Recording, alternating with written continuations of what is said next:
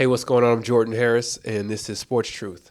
So it's that time of the year. I'm not talking about Christmas. I'm talking about bowl season. So the reason why I like bowl season so much is because teams get matched up against other teams that they are not familiar with. So they've got to go back and look at tape throughout the whole year, maybe even the year before that.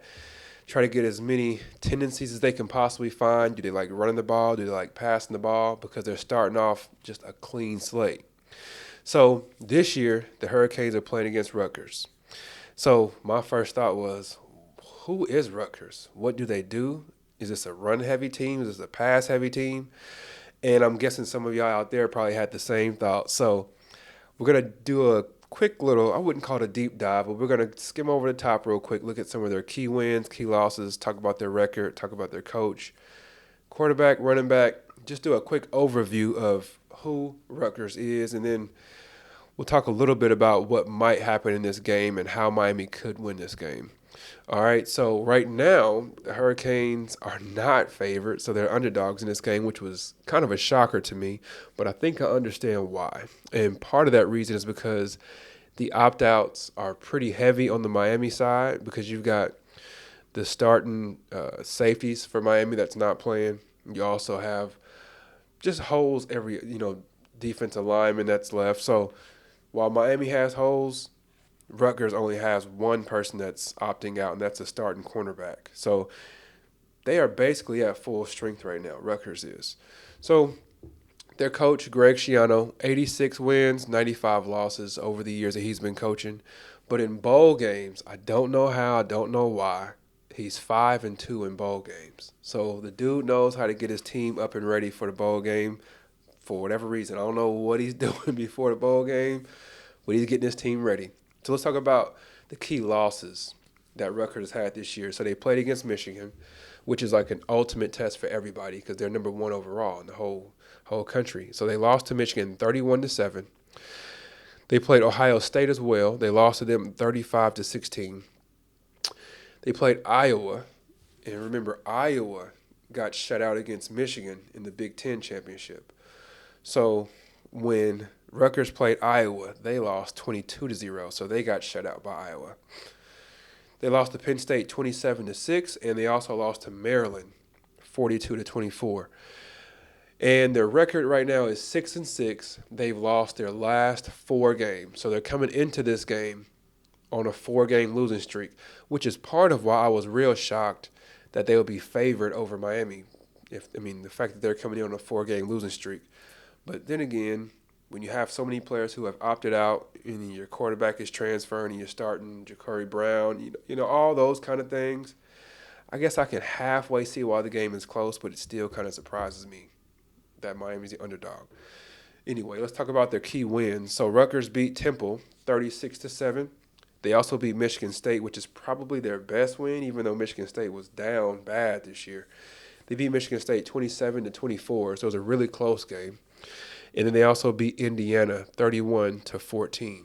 So now let's talk about their quarterback, their running back, and then we'll get into some stats too. If you've watched this channel before, you've probably heard me say that you've got to be careful with just looking at highlights whenever you're talking about a player or a team, because highlights are just that. They show nothing but the positives. They don't show anything that needs to be improved, right? They don't show any fumbles. They don't show any of that stuff. They just show the touchdowns. They just show the pretty passes. So with that, this team, I looked at their stats first. I looked at their team stats, I looked at their quarterback stats, I looked at their running back stats, and it told me something, right? So then I went back and watched the game, and the game that I watched actually was telling me the exact same thing that the stats told me. So I kind of wasted time watching the tape because somehow this team's statistics explain exactly who this team is. And I mean exactly. So I'm going to go through some of the stats right now. Their quarterback, Wimsett, he threw the ball for 1,651 yards this year.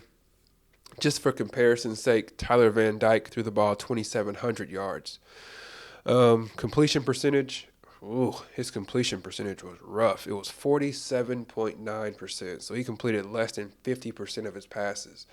And just for comparison's sake, Tyler Van Dyke completed 66% of his passes.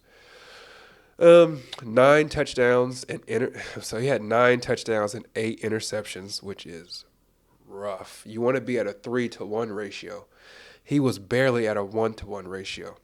So again, 9 touchdowns, 8 interceptions. For comparison's sake, Tyler Van Dyke had 19 touchdowns and 12 interceptions. The one thing that does separate Wimsatt from other quarterbacks is the fact that they love to run with the quarterback. They love to run with the quarterback. So he ran the ball 122 times for 488 yards. For comparison's sake, Tyler Van Dyke ran the ball 24 times for 16 yards. Okay? So I'm going to give you those numbers again. Wimsatt ran the ball 122 carries for 488 yards. For comparison's sake, Mark Fletcher, our leading rusher, had 103 carries for 512 yards.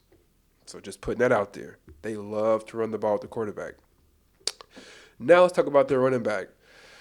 I don't want to butcher this man's name. Manungai, I think is how you pronounce it. We'll probably know how to pronounce it by the end of tomorrow's game. But I think his name is Manungai, Kyle Manungai. So he rushed the ball 217 times. And again, for comparison's sake, Mark Fletcher ran the ball 103. So twice as many carries as our leading carrier. Manungai also had 1,099 yards compared to Mark Fletcher's 512. So it's obvious these people, this team, loves to run the football. He had 7 touchdowns, and then he also had an average of 5.1 yards per carry, which is outstanding. Their points per game is 22.8, which was 8th in the Big Ten. Their passing yards per game is 142, which is terrible. 142 yards passing per game, which is 3rd worst in the Big Ten. Rushing yards per game, 165 yards, which is 4th best in the Big Ten. And then sacks allowed, they only have 14 on the season, which is the best in the Big Ten. So when you look at these numbers, I mean, you see their sacks are extremely low. Their rushing yards per game is super high. Their passing yards per game, really low. So it obviously tells you they love to run the ball. They are super reluctant to pass. Anytime they do pass, almost every time they pass the ball is play action. Almost every time. They want to run. 3rd and 3, 3rd and 4, play action, throw it 17, 15 yards down the field. That's their whole game plan.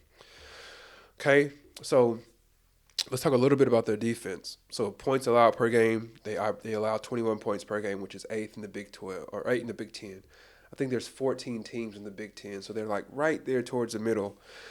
The interceptions, they forced 8 interceptions, which was the 3rd worst in the Big 10. And just for comparison, Michigan had twice as many at 16. And then as far as sacks go, they only had 16 sacks, which is dead last in the Big Ten. So when you look at all of these numbers, I know I'm throwing a bunch of numbers and stats at you, but that's part of the game, right? But when you look at these numbers, what it tells you is this is an average defense that they put out there in the field. It's not bad. It's not great. It's average, right in the middle. Like if you look at almost all of their stats and compare them to other Big Ten opponents, they are like right in the middle of almost all those stats. So their defense, they don't force turnovers. They don't give up a whole lot of points. They're just right in the middle of the pack. Nothing special about them. And then their offense, run heavy. Run with the running back, run with the quarterback.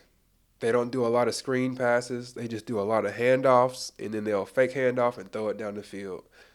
I mean, as far as Miami goes in this game, if you don't give them the ball, because they don't force a lot of turnovers. They don't sack the quarterback.